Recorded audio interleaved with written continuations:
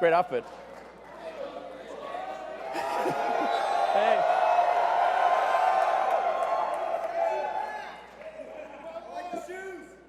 Yes.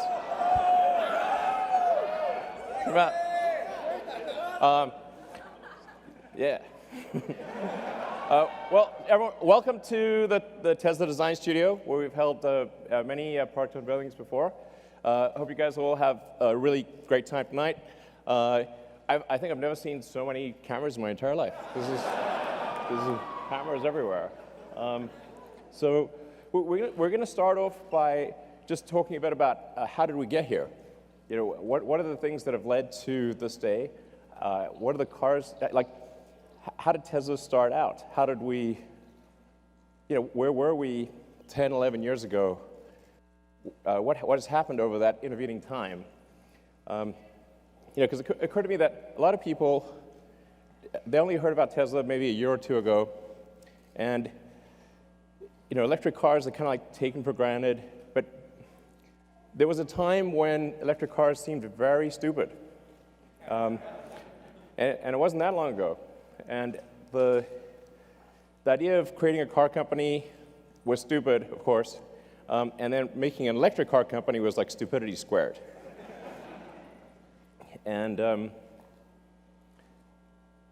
so let's take a look at the first car we ever made, the Tesla Roadster. Yeah.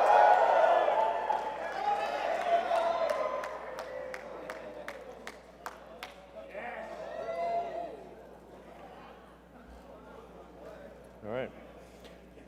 It's a bit small. It's great. It's great. So the crazy thing is, if you go back 11 years today, Tesla had made one car, that car. That's serial number 1 of Tesla. So that's my car, actually. So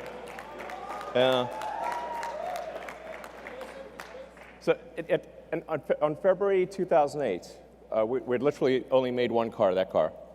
And it didn't really work very well, I have to say. It broke down a lot. And it took us another 3 months just to make the second car. And now we've made about 550,000 cars. Yeah.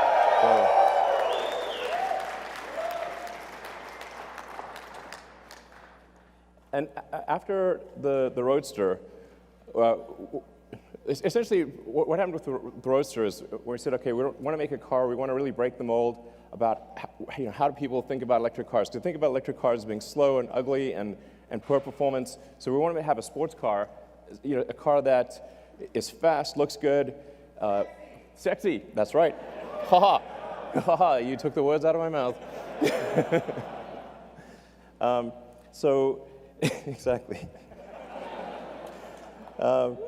Sexier. That's right. So the Roadster, the reason we did a sports car is we wanted to create a car that would break the mold for electric vehicles, and that would be sexy and fast and long range, and that's why we did the Roadster. You know, people say that, well, you want to be able to make a car with those specifications, and if you do, nobody will buy it. So we had to prove those two things wrong. And then after we made the Roadster, they said, okay, sure, you can make some toy sports car, but you can't make a sedan. There's no way you could compete with the luxury sedans that are gasoline, because they're the best. And there's no way you could make an electric car that's like that. So we did. Model S.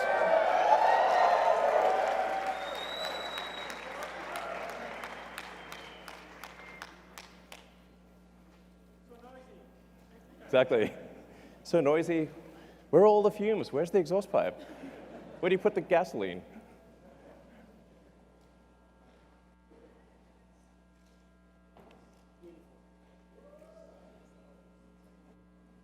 Yeah.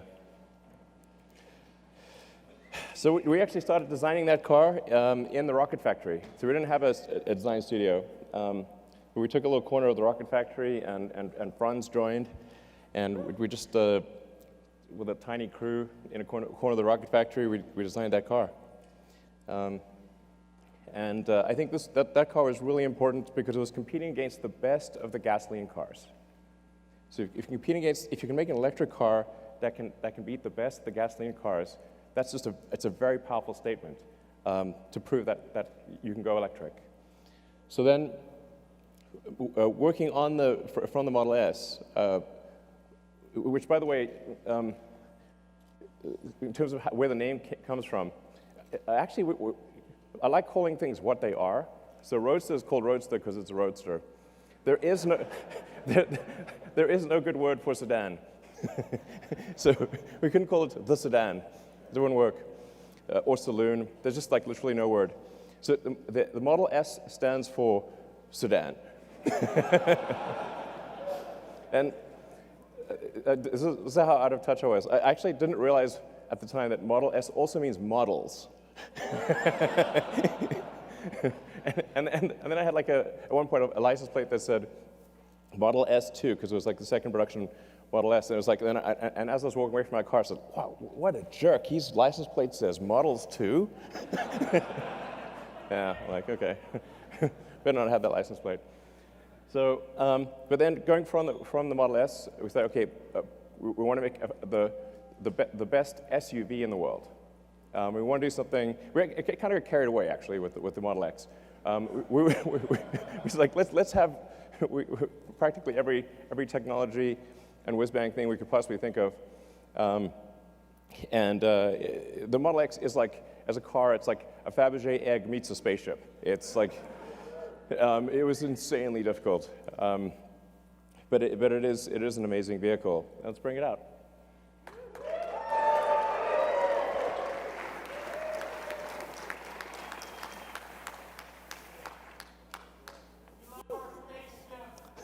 Cool.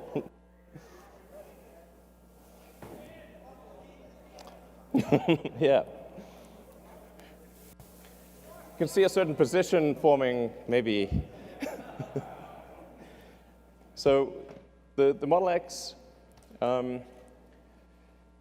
like I said, it really feels like a Fabergé egg spaceship. It's X for crossover SUV. But then after we had the Model S and Model X, I thought it'd be pretty funny if we had the Model E. But then like Ford threatened to sue us. Ford killed sex. But I said, what if we call it the Model 3? Because that's completely different from me. They said, that's fine. So we have the Model 3. Let's bring out the Model 3.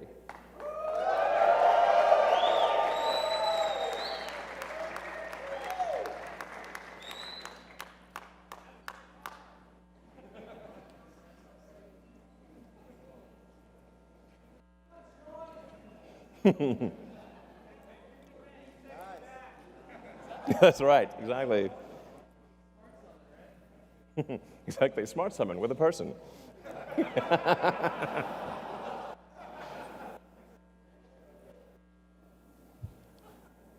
So we made the original Roadster, the Model S, the Model X, the Model 3, and then we also then made the new generation Roadster, which we'll bring in.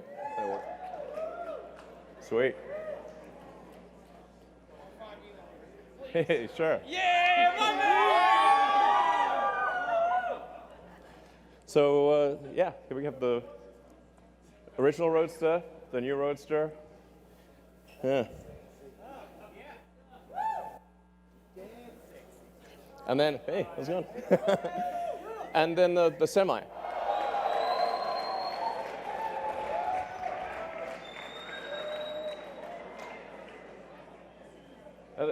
Actually, the Tesla Semi drove here nonstop all the way from the Bay Area.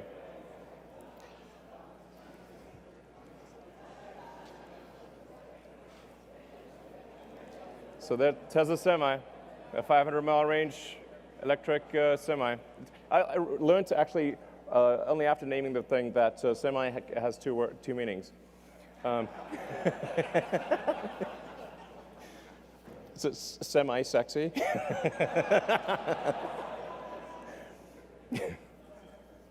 So, yeah, so we're really excited about bringing those products to market.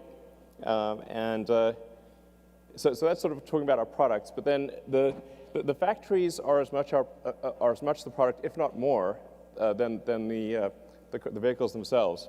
In fact, I really think like the difficulty and value of manufacturing is underappreciated. It's insanely difficult. It's like relatively easy to make a prototype and extremely difficult to mass manufacture that prototype or to mass manufacture a vehicle reliably and at scale.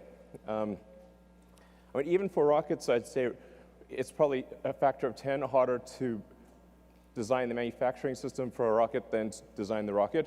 And for cars, I'd say it's maybe 100 times harder to design the manufacturing system than to design the vehicle itself. That's what the free market. I don't mean to have it in black and white. It's like it's not so long ago. They didn't even have color cameras back then.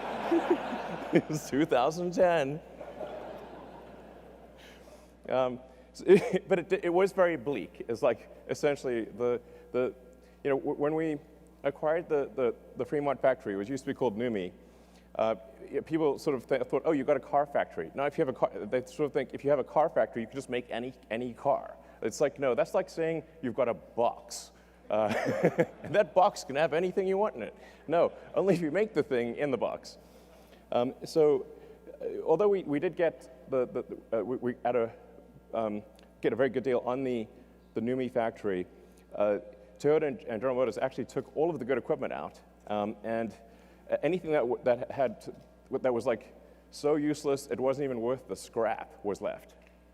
So it literally looked like that, but in color. And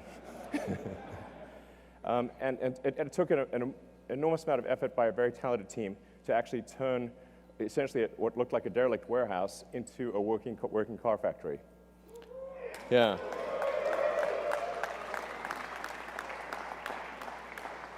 So, and in fact, like today, the Fremont factory, which is an enormous building, I think it's like the second or third biggest building in the world by footprint, is so dense, so densely packed with people and robots. Well, this picture has like robots, but there's 20,000 people that work at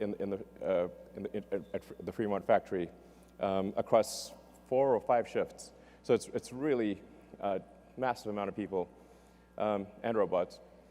So it's like this giant cybernetic collective.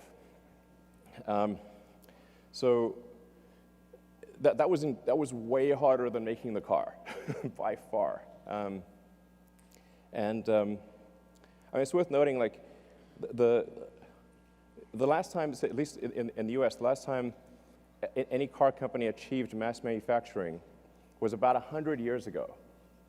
That is the last time, and then Tesla. It's literally that crazy. So,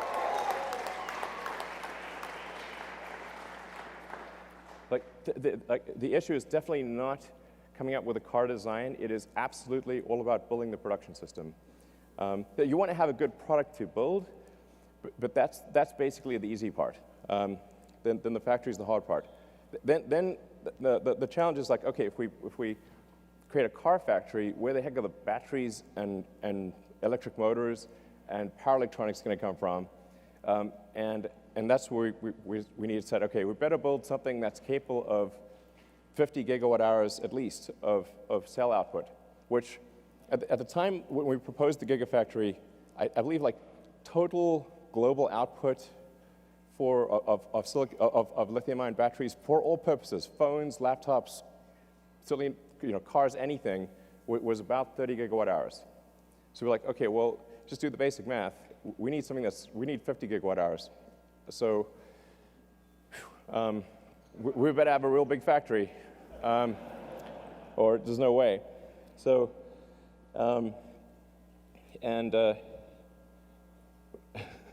we were going to build it in California, but like it would have taken 2 years just to get the permits. So we built the Gigafactory in the amount of time it would have taken to get the permits in California. That's what the Gigafactory looked like in 2010. It was basically rocks and bushes, okay? And now this is what it looks like now.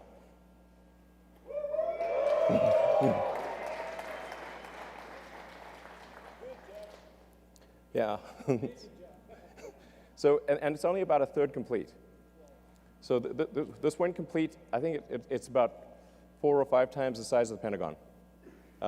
So it's kind of difficult to appreciate scale, but although it's really quite tall, it's like 70 feet tall. So the volume of it is just mind-blowing. It takes 2 hours just to walk around it. So, again, it's work of a tremendously talented team working like crazy, like tens of thousands of people to produce this factory. And today it produces more lithium ion than the rest of the world combined. So.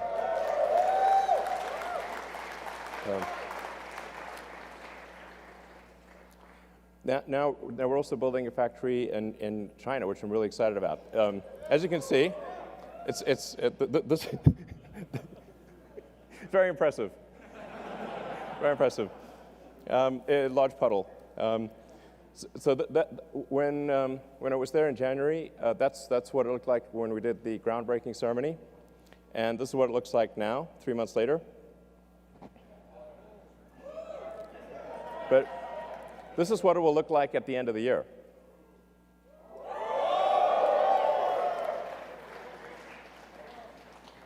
So things are moving fast, and this will actually be, once it's complete, the equivalent of our Fremont car factory plus our Nevada battery gigafactory combined.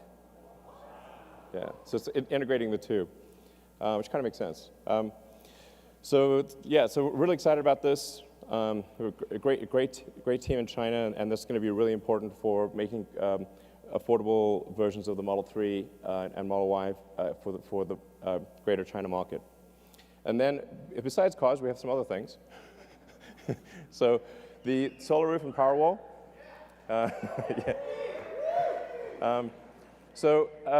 This is definitely going to be the year of the solar roof and Powerwall.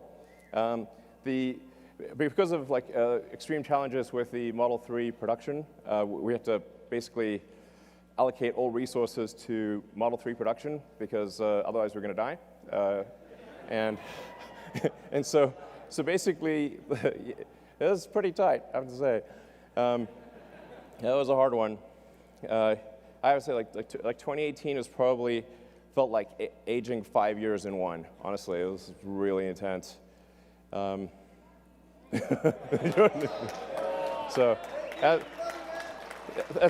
thank you for supporting Tesla through this difficult period. Thank you. Yeah.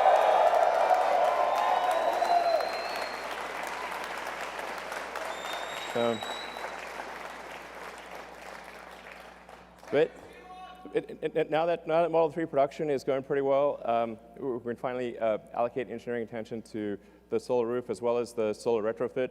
I'm pretty excited about both the solar tile roof and the solar retrofit and Powerwall. Part of the reason we couldn't make Powerwall is we couldn't make enough cells. So we had to either allocate cells to the car or to the Powerwall. And it was like, well, we've got to make the cars. So then Powerwall got cell star, basically. But 2019, so we are now going to ramp it up. And then PowerPack. So PowerPack is kind of like our industrial strength battery storage system. We did the biggest battery storage system in the world in Australia. And yeah, that was really super cool. And then we're doing one that's roughly a gigawatt-hour scale in California. So just in Southern California, right nearby, we're building a gigawatt-hour scale power pack. And so we expect this to ultimately be really critical for transitioning the world to sustainable energy. Obviously, you have to have sustainable energy production and sustainable energy consumption. So the sustainable energy production, you need the solar panels plus the battery, because the sun doesn't shine at night, and then those electric cars. electric vehicles in general.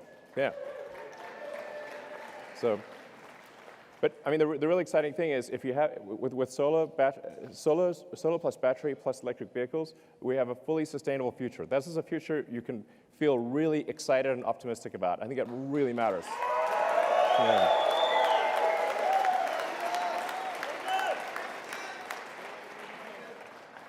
And then supercharging. So, the first, in 2010, we had 0 superchargers. So there was no, you couldn't really drive long distances with an electric car in 2010. So it was like, well, okay, we better have some high power chargers, otherwise it's going to be extremely inconvenient to drive long distances.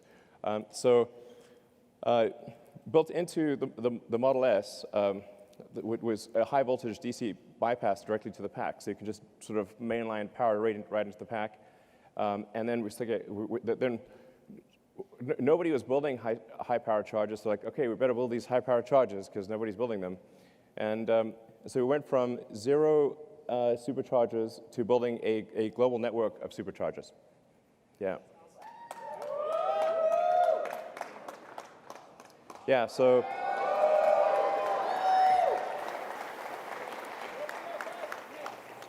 It's pretty nutty. Each one of those is a supercharging site. So supercharging team Tesla did an incredible job building a global network of superchargers that allow you to travel to a massive section of the world, basically anywhere in North America, almost anywhere in Europe, most places in China, not the Gobi Desert yet, but most places. We'll cover the Gobi Desert. We'll get there. And Saskatchewan, I swear to God, there is. I've specifically asked about the Saskatchewan supercharger, and I'm told it is under construction. So, absolutely, I've asked about it like twice. I'm told it's going to be completed soon, and then you will actually be able to drive across Canada. So yes, Hawaii. Kazakhstan. Actually, we have some great supporters in Kazakhstan. I think we probably we should have. We will build superchargers in Kazakhstan. There you heard it right here. Anyway, we're going to build a lot more superchargers, and we actually have version 3 of the supercharger that we just unveiled. And in fact, yeah.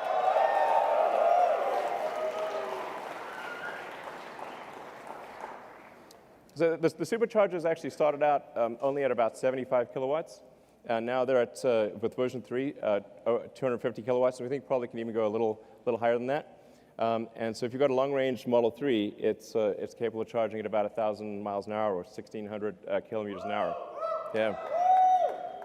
So and we have one working in the Bay Area, and then the one here at the design studio is also working as of tonight. So yeah. So we're going to be rolling out the version 3 supercharger throughout the world, just gradually upgrading the existing sites as well as adding new sites. So we did slow down the supercharger rollout a little bit because we wanted them to be version 3 instead of version 2. But now that we have version 3 running, and we're going to spool up production, and so you're going to have like a radical improvement in supercharging worldwide by sometime next year. Yeah. So in terms of where we are today, we got obviously the S3 and the X. We've made, I think, 550,000 vehicles, something like that. 12 months from now, we will have made about 1 million vehicles. So it's pretty wild to think that 11 years ago today, we had made literally 1 car, and a year from now, we will have made 1 million. Yeah. I mean, this is a testament to the incredible talent and effort of the people at Tesla. I'll just say thank you to people at Tesla. You guys are incredible.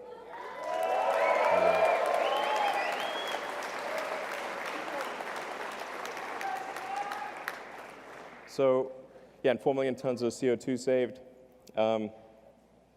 In fact, with the 4 millionth ton, it just ticked over like an hour ago. So the 4 millionth ton just ticked over tonight. Yeah. So, just talking a bit about like, what were the thoughts back then? What were some of the comments? Let's see. The internet is forever.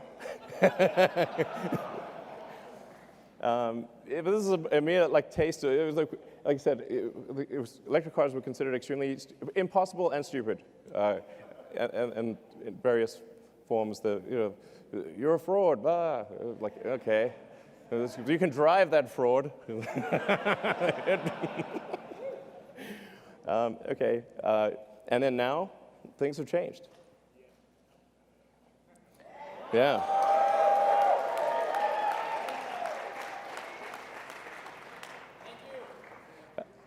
The goal of Tesla was literally this, is like, to what degree, in fact, when we created it, we're like, okay, the fundamental historic good of Tesla should be measured by the degree to which we accelerate the advent of sustainable energy and transport. And our goal all along has been to try to get the rest of the car industry to go electric. We did a joint venture thing with Toyota and with Mercedes. We open sourced our patents 3 or 4 years ago. Made them freely available, and so it's extremely rewarding to see that the rest of the industry is going electric. This is great, great.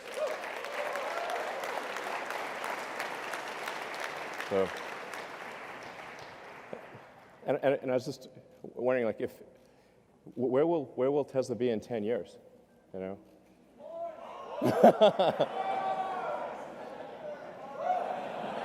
Mars. Exactly. We will be driving a Tesla on Mars. I think we could. I think we actually could. Okay. Tesla will be on Mars in 10 years. I think it will. I think it will. So after that extended history lesson, what about the actual reason you came? Okay. There's a missing car. It starts with a Y, ends with a Y, and that's Y in the middle. They bring out the Model Y.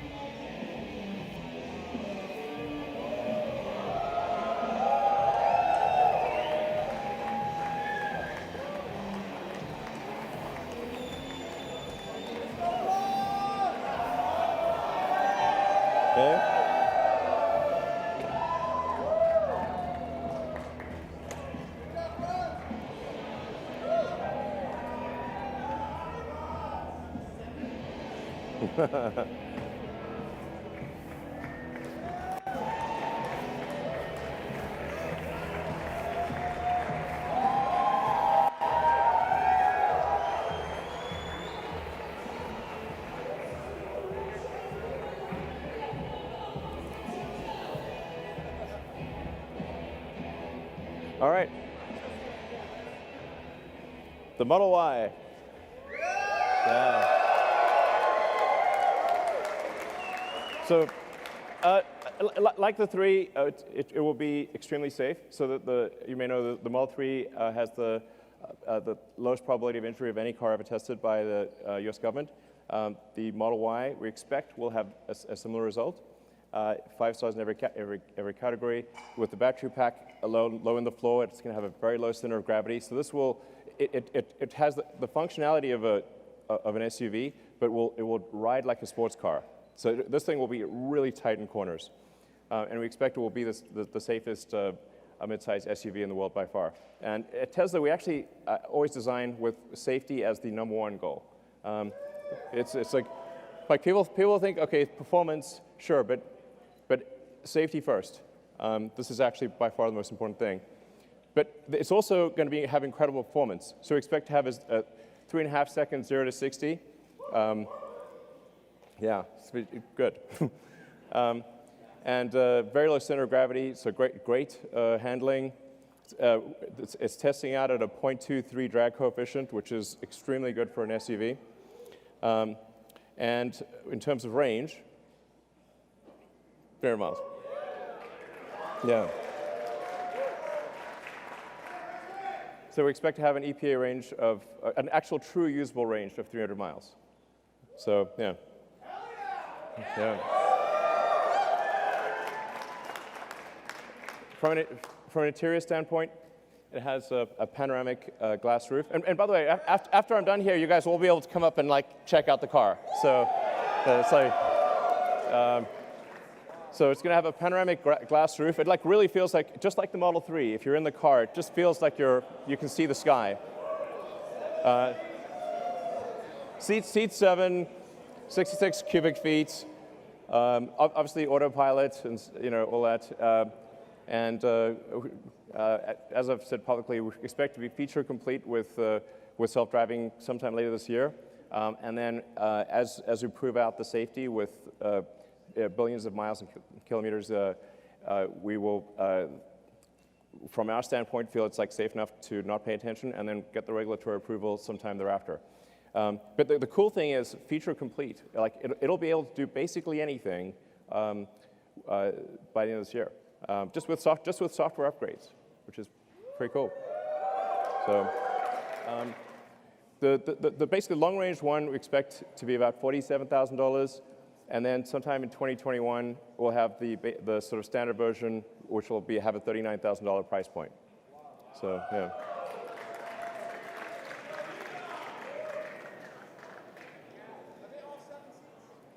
No, the 7 seats are optional. Yeah.